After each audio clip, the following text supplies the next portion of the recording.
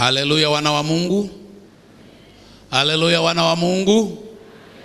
Nasema haleluya wana wa Mungu. Hey, nasema haleluya.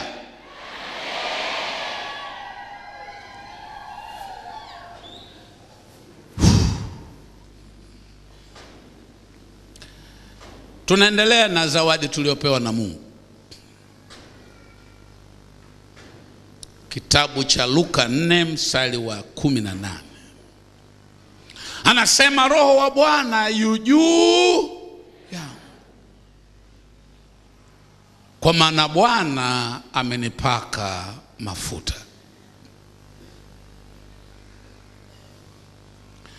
Ndipo mistari ile yote tukaenda nayo, tumefika mlango ule, tukafika mstari ule wa pale chini yake unasema na vipofu wapate kuona tena.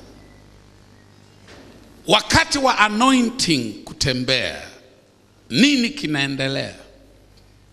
Wakati wa upako unatembea, nini kinaendelea? Unakuwa ni wakati wa nini? Macho yanapata kuona nini? Wakati upako unatembea, macho yanapewa kuona. Haleluya. Huwezi kuyaona yanayotakiwa kuonekana kama upako haujafanya kazi yake. Kwa hiyo wakati huu ni wakati wa nguvu ya Mungu. Unaandika hivyo. Ni wakati wa nguvu ya Mungu. Kwa hiyo macho yako lazima yaone nguvu ya Mungu ikitembea, nguvu ya Mungu ikifanya kazi.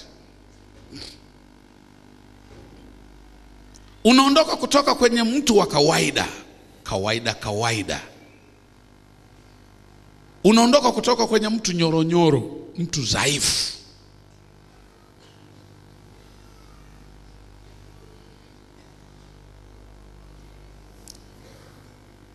Na Biblia inasema mtu mwenye hekima na nguvu.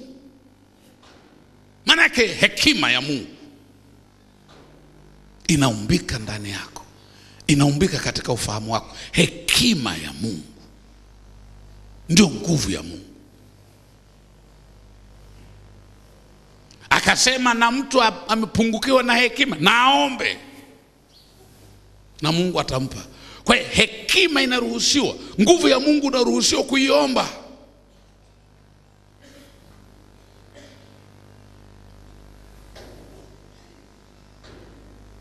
Una haki ya kuiomba. Usikae chini ukaanza kujibweteka unasema Mungu nisaidie, wewe mwenyewe unaelewa.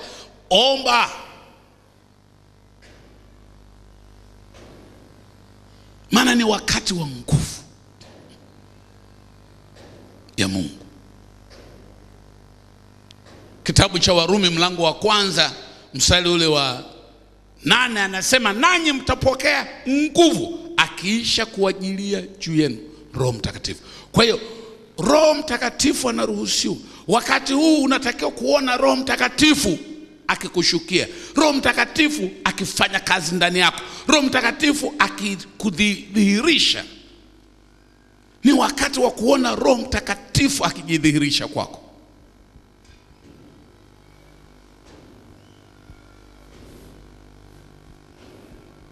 Anasema nanyi mtapokea nguvu akiisha kuajilia juu yenu Roho Mtakatifu. Roho Mtakatifu anapokuja anakuja na ile nguvu inayokuondoa kutoka kwenye hali ya kawaida. Dhambi haifui dafu kwako, inasarenda. Kila aina ya nguvu ya dhambi, shetani na mambo yake, hayafui dafu tena katika maisha yako, kwa maana umejawa na nguvu ya Mungu.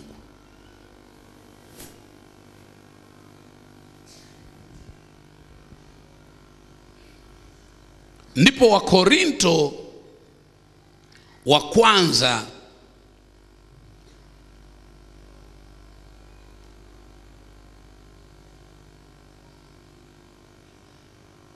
mlango ule wa 2 mstari ule wa 4 anasema maneno haya. Wakorinto wa kwanza mlango wa 2 mstari wa 4 anasema na neno langu na kuhubiri kwangu hakukuwa kwa maneno ya hekima yenye kushawishi akili za watu.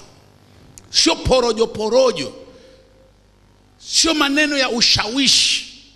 Roho Mtakatifu akishaingia ndani yako, akiingia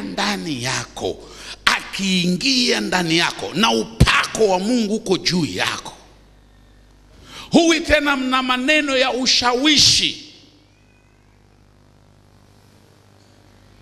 Maneno yako sio ya ushawishi kama ya wanasiasa, hapana,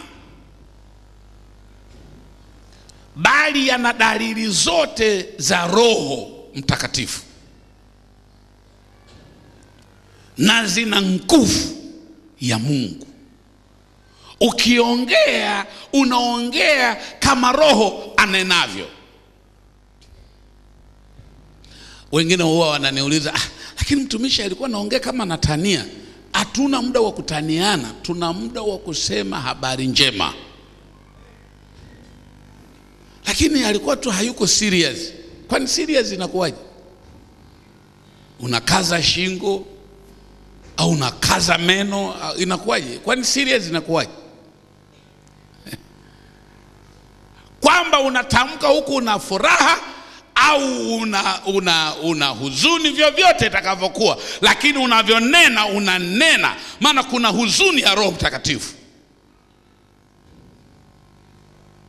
na kuna kicheko cha Roho Mtakatifu.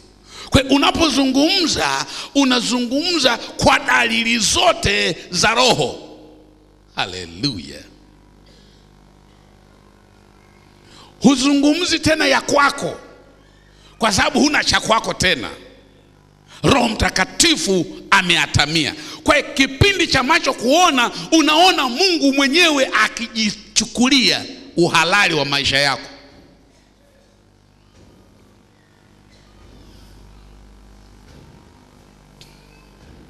Unaona akifanya maajabu yake.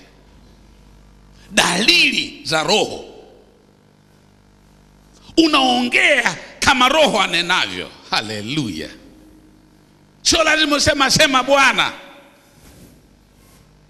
Maana wako wengi wanasema sema Bwana, lakini kasema mwenyewe. Na Bwana hajasema. Yesu huyu anasema kwa dalili za Roho. Hebu sema kwa dalili zote za Roho. Hebu kaza kidogo, sema kwa dalili zote. Usiongee kama vile msichana wa Kingoni, ongea kama msichana mwenye dalili za Roho. Usiongee kama msichana wa Kishaga. Yesu amefanyaje? Ongea. Ongea ukiwa na dalili zote. Yaani maneno yako yakitoka yana dalili ya Roho Mtakatifu. Yaani ukiongea haya maneno sio ya mtu wa kawaida.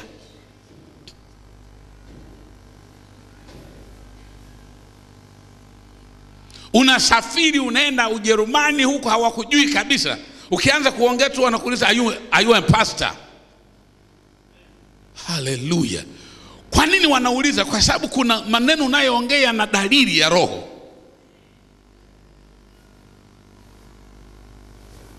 Ukiongea mahali hawaja kufahamu hata kidogo. Ukiongea tu wala hujataja habari za Yesu, hujataja habari za Mungu. Ile kuongea kwako tu wanasema hivi umeokoka. Haleluya. Gonga na jirani yako. Sio unaongea vitu na unafanya vitu ambavyo havina dalili ya Roho Mtakatifu. Unakuwa na dalili halafu zina nguvu. Sema zina nguvu. Mnaongea watu 20, mkimaliza lile neno la kwako ndio limechukua nafasi.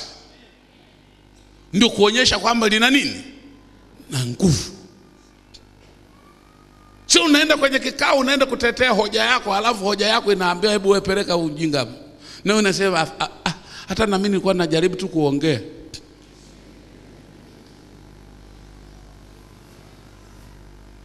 Kwa hiyo Biblia nikasema macho yako yanapofunguliwa, macho yako yanatakiwa yaone. Je, unachoongea kina nguvu ya Mungu? Macho yako ya lazima yaone.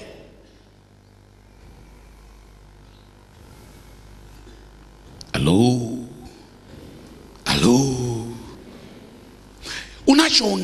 Unachoongea kina nguvu ya Mungu? Kina dalili ya Roho?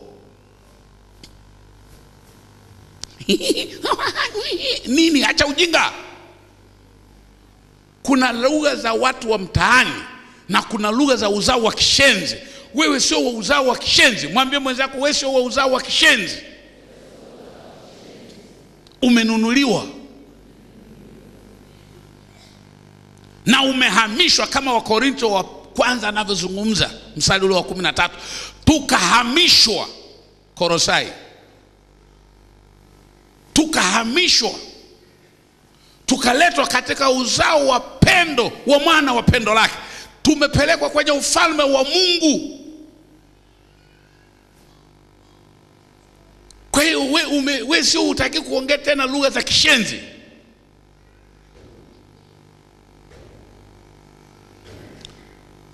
Akasema kuongea kwenu kuonyeshe dalili za Roho na nguvu.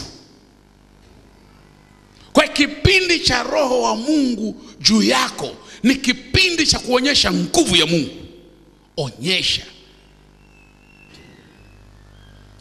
Paulo anamwambia Timotheo, mwanangu Timotheo, jitahidi kujionyesha umekubaliwa na Mungu.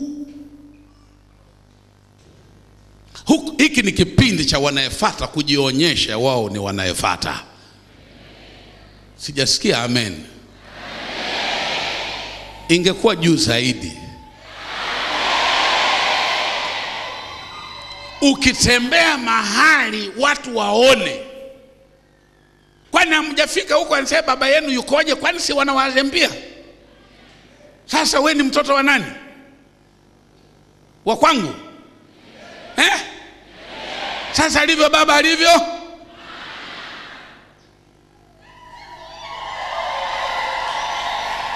Lazima unachoongea ongea kwa dalili za Roho.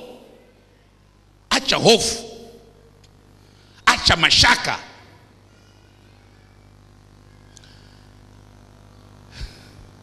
Timotheo wa pili wa kwanza mstari wa mlango wa kwanza, Timotheo wa kwanza anasema hivi. Timotheo wa pili mlango ule wa kwanza, umepata samani kidogo, tutasoma mstari ule wa 7. Mstari mzuri tu, umepata? Haya, soma.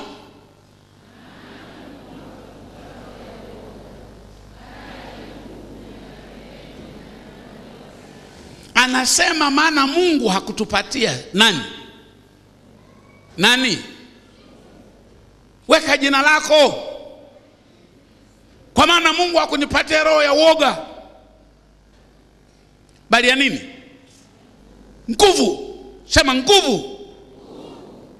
Sasa mwambie jirani yako, kwani unakuwa nyoro?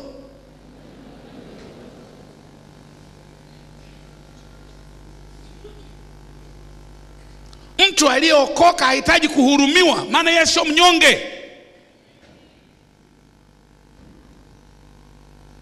Narudia. Mtu aliyeokoka hahitaji kuhurumiwa, maana yeye sio mnyonge. Yeye sio mtu duni. Mwangalie mwenzio usoni, mwambie mlokole uhitaji kumhurumia, maana yeye sio duni na sio mnyonge. Ana nguvu.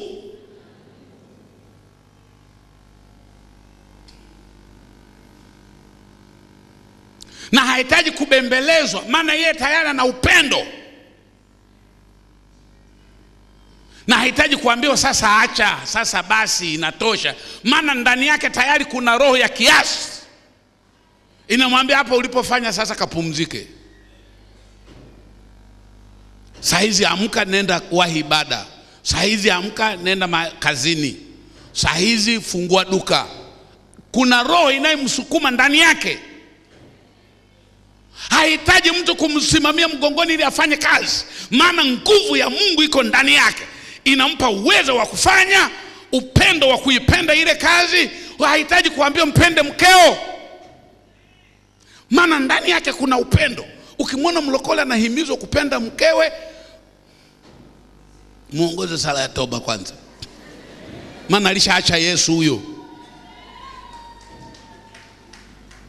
Amshangilie hapo. Mlokole hahitaji kuambiwa mpende mkeo, kwa sababu upendo uko wapi? Ndani yake.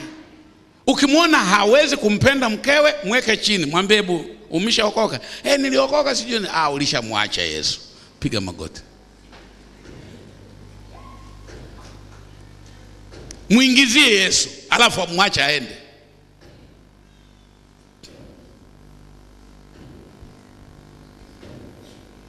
Kwa sababu mlokole huhitaji kumwambia mpende jirani yake, kwa sababu ndani yake tayari kuna upendo. Hajui kupenda, hana Yesu. Nukta. Maana Yesu ni upendo. Anasema hatukupewa roho ya woga. Kwa hiyo unahitaji kuangalia, una roho ya upendo? Ndio. Huna Yesu. Wacha kujibaraguza hapa. Unajua mimi nimeokoka ila tu sina upendo.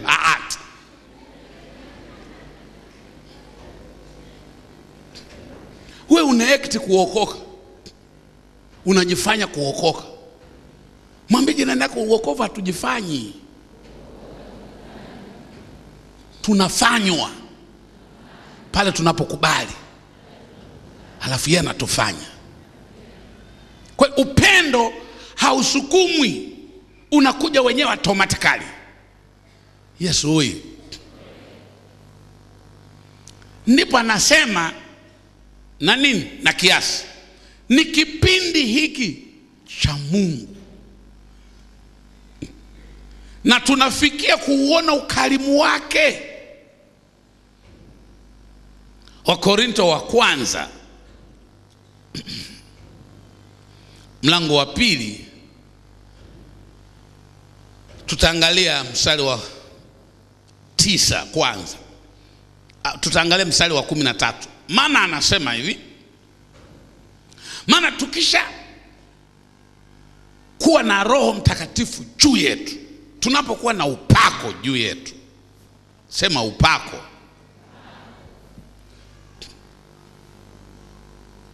Neema ya Mungu inatusaidia. Anasema lakini sisi hatukuipokea roho ya dunia. Mwambie jirani yako, kuna roho ya dunia. Sisi hatunayo hiyo. Muulize jirani yako, umepokea ipi? Unajua mimi nimepokea roho. Muulize ipi? Kuna unaweza kupokea kweli, lakini ya dunia. Ndio maana anasema hatukuipokea roho ya dunia. Kwa hiyo kuna wengine wanapokea ya duniani. Gonga na jirani yako. Kwa hiyo mtu aliyepokea roho ya duniani inabidi umuhimize kupenda, maana dunia haina upendo. Lakini utamkuta ameokoka kabisa, Bwana asifiwe sana, mimi na roho ipi ya dunia. Ndio maana tunakuhimiza. Lakini siku utakapopokea roho ya Mungu, hatukuhimizi kupenda. Haleluya. Hatukuhimizi mpendwa jamani, hatukuhimizi. Nguvu yenyewe kule ndani inahimiza. Mmesikia hapa ushuhuda ulivyokuwa unaongelewa hapa leo. Wamepokea roho ya Mungu hawa. Mke anashuhudia lile lile, mtoto anashuhudia lile lile, majirani wanashuhudia lile lile, wapendo wenzake wanashuhudia lile lile, watu wazoni wanashuhudia lile lile. Upendo unaungana. Kwa nini? Kwa sababu wamepokea roho ya Mungu. Mahali ambapo hawakupokea roho ya Mungu, upendo wanauhimiza. Tupendane wapendwa. Tujaribu basi kupendana. Upendo haujaribiwi, upendo ukiingia. Ngoja nikuulize, wewe ukikutana na mpenzi wako ukamkutana, mimi nakwambia akikwambia nakupenda, na wewe uko ndani kote,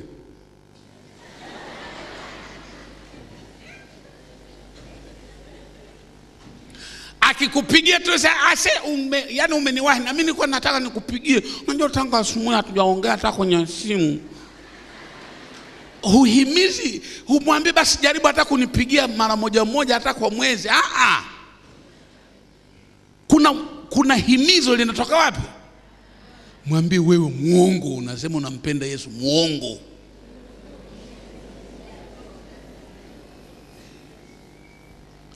Kwa sababu kama huyu mpenzi wa dunia huhitaji kuhimizwa ili uongee naye. Inakuwaje tunapokutana katika Kristo? Haleluya. Ndipo anasema hatukupokea roho ya dunia. Kwa hiyo kipindi hiki ndicho tunakiona roho ya Mungu. Anasema makusudi tupate kuyajua tuliyokirimiwa. Kwa unaanza kuona yale aliyokukirimia ambayo wenzio hawanayo, wenzio hawayaoni. Ndio maana nasema mtu aliyeokoka sio wa kumhurumia, kwa sababu yeye amekirimiwa nguvu. Hata ukimsukuma haanguki huyo, na akianguka atainuka tu, maana iko nguvu ya kumwamsha. Ukimchafua usifikiri kwamba atakuwa amechafuka. Hapana, kuna damu inayemuosha. Ukimtenga usifikiri atapata shida, maana Yesu atamkumbatia. Ukimfukuza usifikiri atakuwa hana pa kwenda, Yesu atamkaribisha. Sio wa kumhurumia huyo, hata umfanye chochote yuko anayemkumbatia wewe.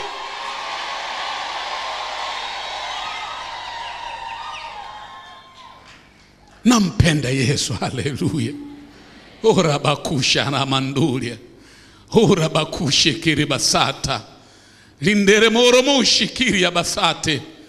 Oh! Haleluya. Haleluya.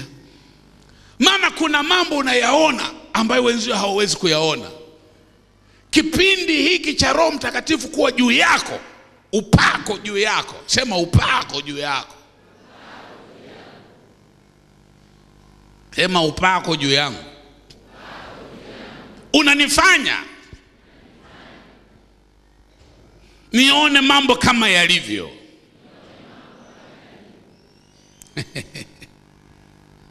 Wakati wengine wanaona buruburu, wewe unaona kama yalivyo. Unaona uhalisia. Unawezaje ukaona uhalisia? Pale unapojua Roho wa Bwana yuko juu yako.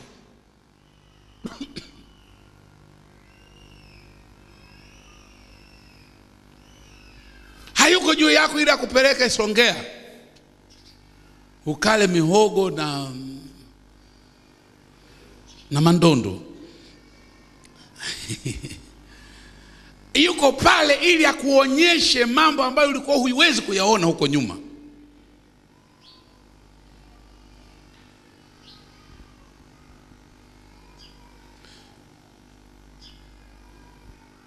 Unaona nini?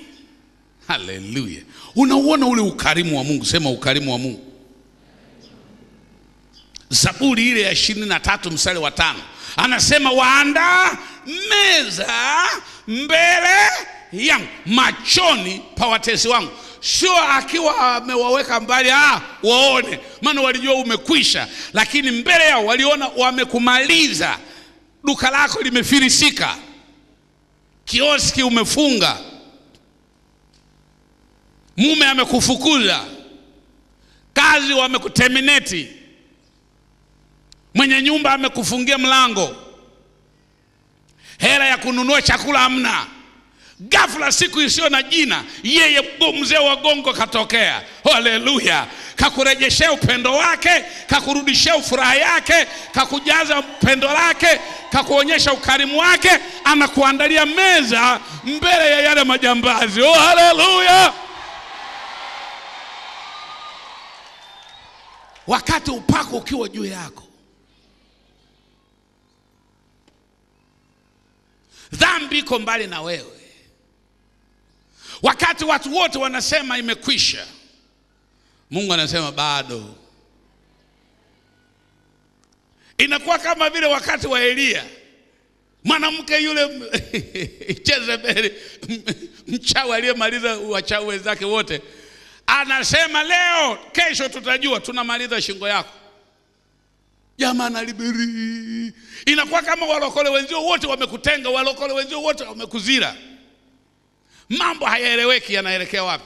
Lakini nakwambia hivi, Elia akiwa mahali pale amekata tamaa, akashangaa Bwana anamtokea katika sauti, anamwambia Elia, Elia, ndio baba. Unafanya nini hapo? Niko hapa. Unafanya nini? Nimejificha huku. Nini? Nataka kuiokoa roho yangu. Akasema mimi bwana unichukue tu. Kuna watu wanaomba Mungu awachukue tu. Uende wapi? Bado. Mwambie jirani yako bado, mambo bado.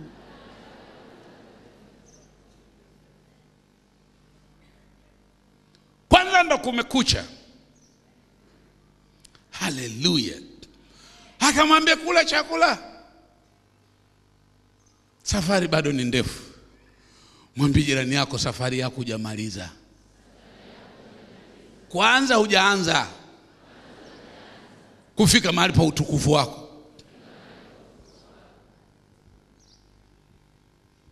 Unaandaa meza. Huu ndio wakati upako kisha kwa juu yako. Mwambie Mungu sasa nataka kuiona ile meza. Umeiandaa wapi? Haleluya. Wakati umeona mambo yamekuzunguka magumu sana, hayafai, na wabaya na watesi wamekuzingira kila kona, sema Bwana, imeandikwa kwenye andiko unaniandalia meza. Hii ndio kipindi kimefika. Iko wapi ile meza? Yeah. Mwambie jirani yako utaenda kuiona meza yangu. Kama hivi huyu binti akiwa hapo, alisema sasa mimi ile, akawa amekata tamaa na kile kinafasi alichopewa. Akafika mbele za Bwana akasema nataka ile meza ambayo mtumishi anaisema, anaifundisha na kuhubiri kila siku kwamba sisi ni watu wakuu. Katoka mbele tayari ana kazi, yeye haioni ile ni kazi. Anasema nashukuru kwa hiki lakini nataka kile pale. Haleluya.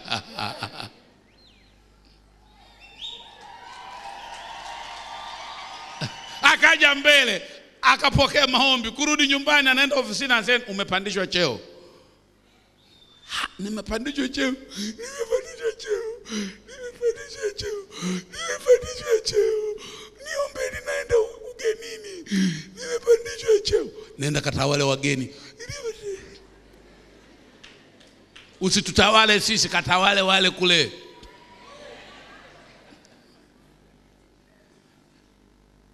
Kipindi cha kulia machozi ya shangwe kimefika. Ndio maana ninasema ni mwaka wetu wa mashangilio. Ndio maana ninasema mwaka wetu wa mashangilio. Shout yeah!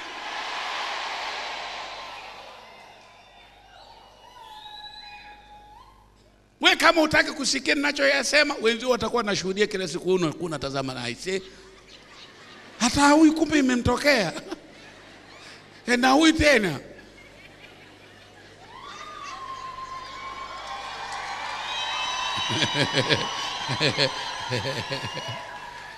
Ndipo akasema mwenye sikio la kusikia atasikia. Yeye anayeziba sikio lake kusikia hata asiposikia, yaani asikiziba sikio lake kusikia, hata sala yake inakuwa ni machukizo.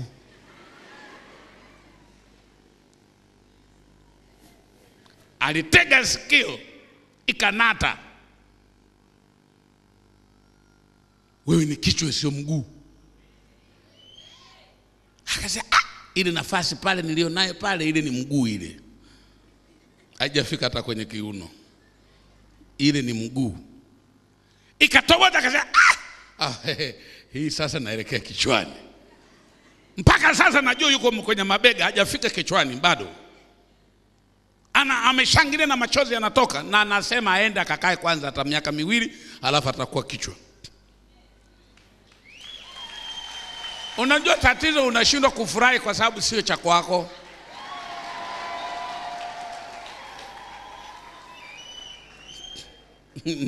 Roho ya korosho.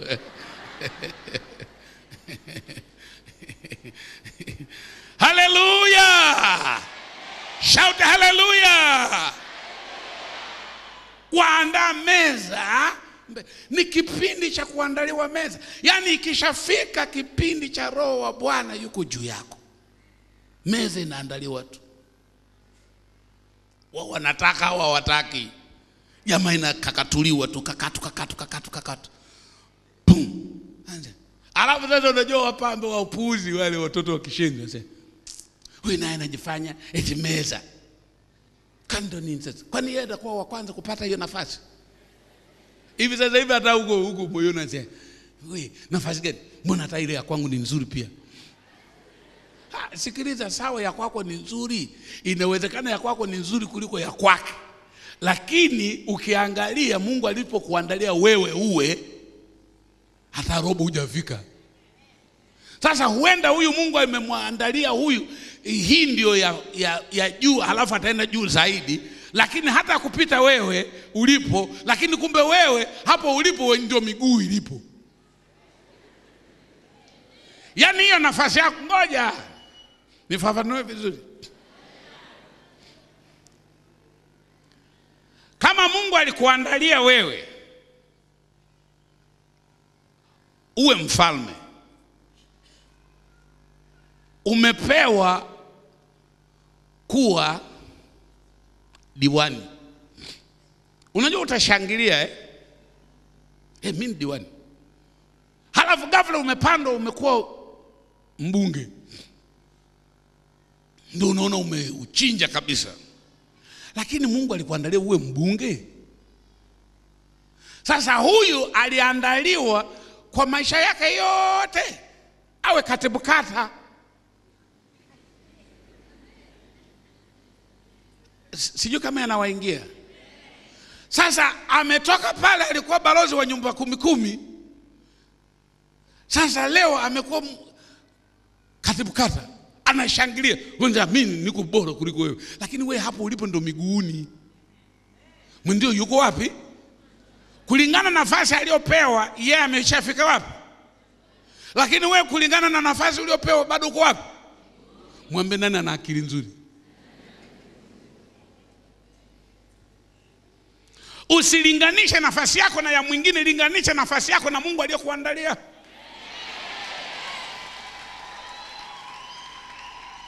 Yanakuingia lakini. Na ukishafika pale Mungu alipokuandalia pia dai, inaruhusiwa kudai kwenda mbele zaidi. Peke yake alishinda kifo na mauti, Peke yake alishinda kifo na mauti. Peke yake. Wewe peke yake. Roho wa Mungu akishakuwa juu yako, anasababisha neno lolote unalolisikia lina nguvu ya kufanya maajabu. Lolote.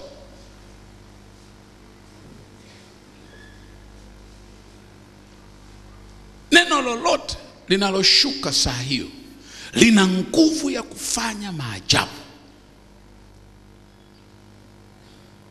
Wakati wa Roho wa Mungu kuwa juu yako ni wakati wa nini? Ni wakati wa kupambanua. Meshaandika? Ni wakati wa kupambanua.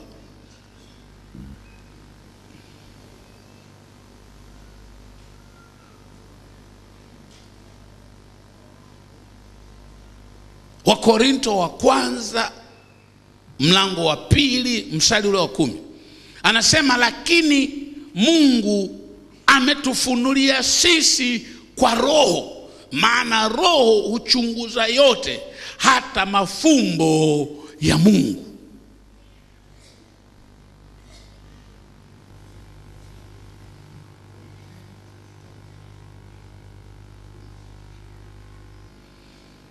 Wengi katika jamii ya ulimwengu wanaishi kwa kuangalia mazingira yanayopita na kwenda. Upepo unavuma, mvua inanyesha, jua linawaka. Asubuhi inatokea, usiku unaingia.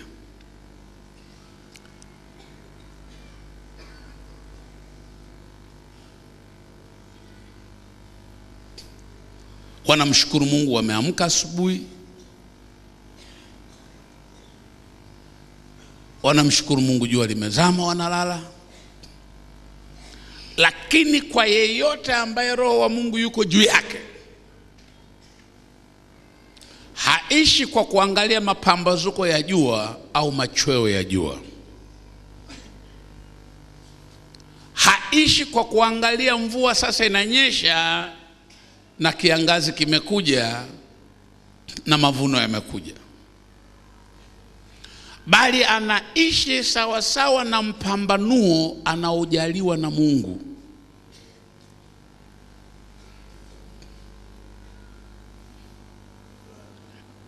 Hiyo ilimsaidia Isaka wakati wa kiangazi kikali, watu wote hawalimi, yeye akafukua katika ardhi wakati wa kiangazi na akavuna mara 100. Mungu alifanyaje? Alinyesha mvua kwa ajili yake peke yake.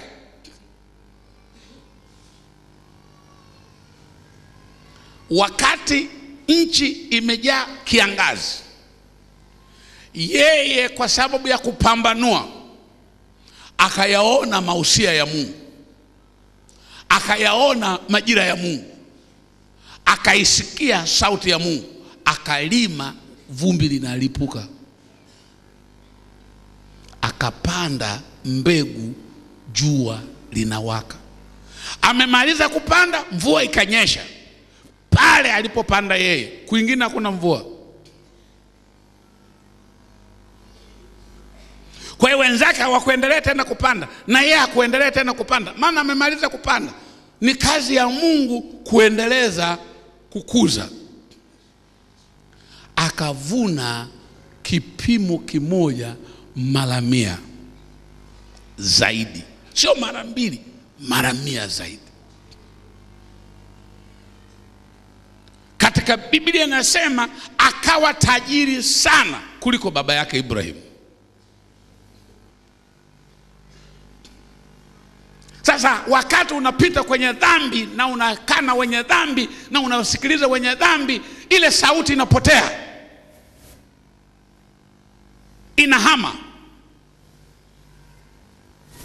Ukikana washenzi na unasikiliza ushenzi, huwezi kuisikia sauti ya Mungu na huwezi kuyapambanua maono ya Mungu. Hutajua wakati unaofaa. Nisikilize wana wa Mungu, huu ni wakati wa kuwa peke yako na Mungu. Ongea na wanadamu kidogo, lakini ongea na Mungu muda mwingi. Hata ukiwa kwenye basi mnatembea, wakati wengine wanapiga porojo, wewe ongea na Mungu.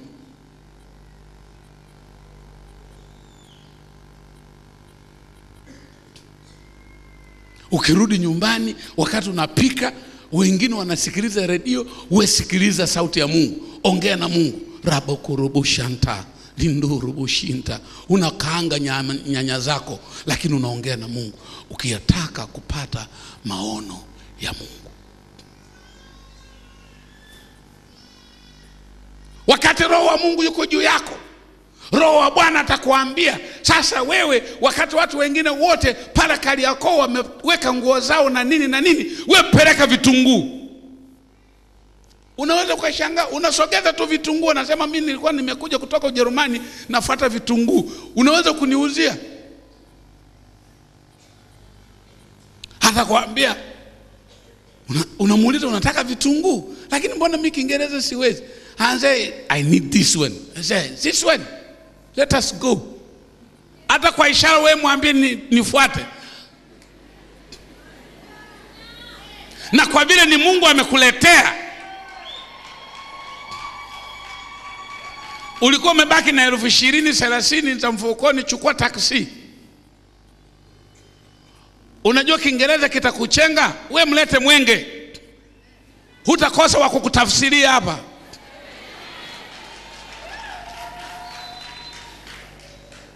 Na kuambia ni kweli. Na utafika hapa mtabageni, mtamaliza, wewe unatoka zako hapa na kuachia na kuambia sasa ni shilingi ngapi, yule anakusaidia kutafsiri, na nyinyi akikuletea mtu wa kumtafsiria usichukue tena ile biashara ya kwake, na ukiichukua itakufa kwa sababu sio yako, kwa vile huyu hajui Kiingereza. Ni maono yake na Mungu. Atamaliza pale, ataagiza vitunguu magunia 500 kwenda Ujerumani, lakini huyo mtu hana kiatu. Lakini Mungu utamwambia pale pale, wala usione aibu, mwambie mimi hela ya kuanzia sina, angaza kwa vile tena wewe uko kanisani, nimefurahi sana. Nakumbuka kuna mmoja waliletana hapa Haja akaniuliza, huyu mtu ni mshirika wako? Nikamwambia ndio. Anza, kwa nini mwaminifu? Nikamwambia ndio. Malizane. Wakamalizana.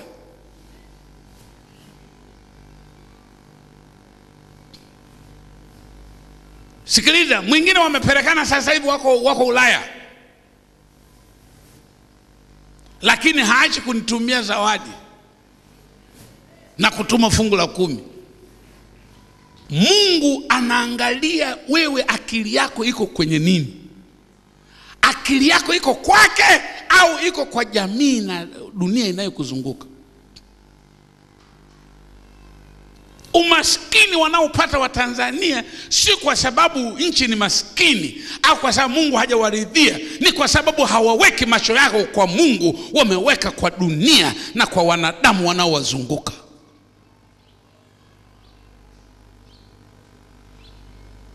Sitakaa kamwe macho yangu niweke kwako, wala sitakaa niangalie mapato yangu yanatokana na wewe. Mapato yangu yanatokana, hakuna mahali popote imeandikwa pale wewe ndio mapato yangu. Wewe ni zawadi niliyopewa kama tunda la kazi ninayofanya. Yaani wewe ni sehemu ya mapato, yaani wewe sio mapato yangu, wewe ni sehemu. Yaani baada ya kufanya kazi kwa Mungu, wewe unapewa wewe kama zawadi, unitie faraja kwamba unaona ile kazi niliyofanya, unaona yule kaokoka, yule kaponywa, yule kafunguliwa, yule ana mimba sasa hivi, yule kaolewa, yule amepata mchumba.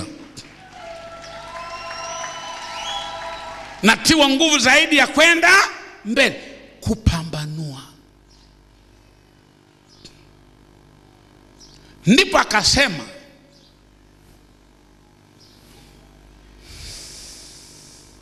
sema ni wakati wa kupambanua. Gonga na jirani yako.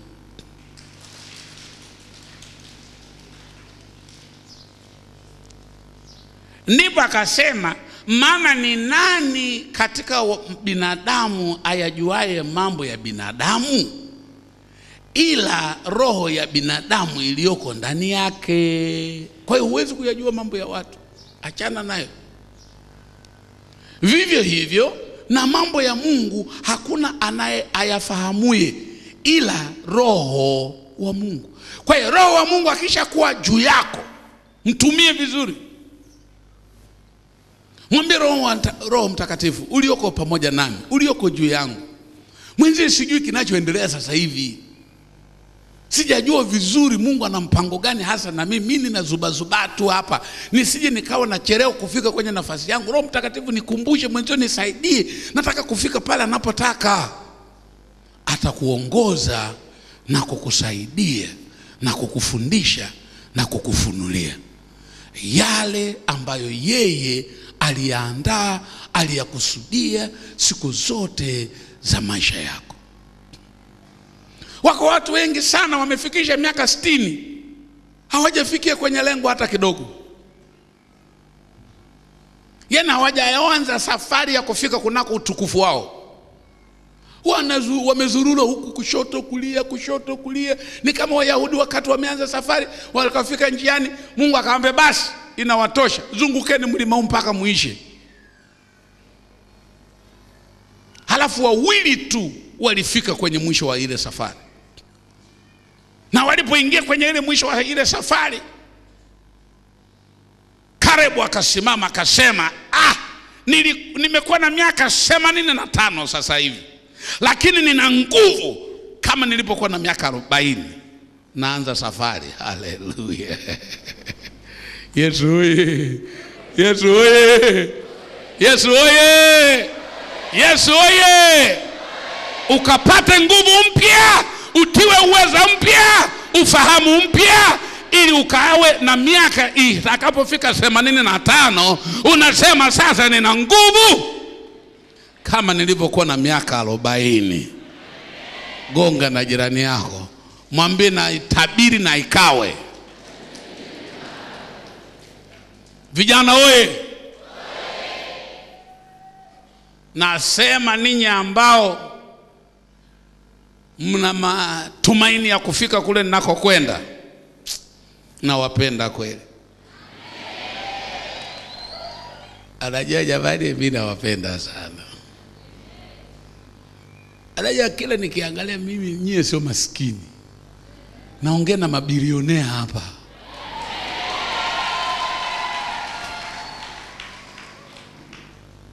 Ni kwamba tu shetani na wachezea ili usishike ninachoelekeza. Lakini ashukuriwe Mungu, kuna watu wameshaanza kushika. Kuna watu wameshaanza kushika. Kuna watu wameamua kuyafanyia kazi. Kuna watu wameanza safari. Kuna watu wanaenda mahali. Okay, muda umeniishia. Najua natamani kusikia tena. Mwambie jirani yako muda umeisha. Subiri kwa Bwana,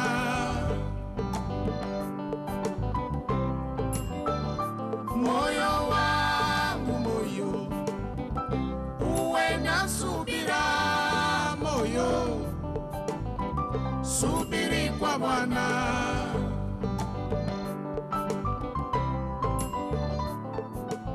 Mambo yote ya dunia na fahari yake yanapita.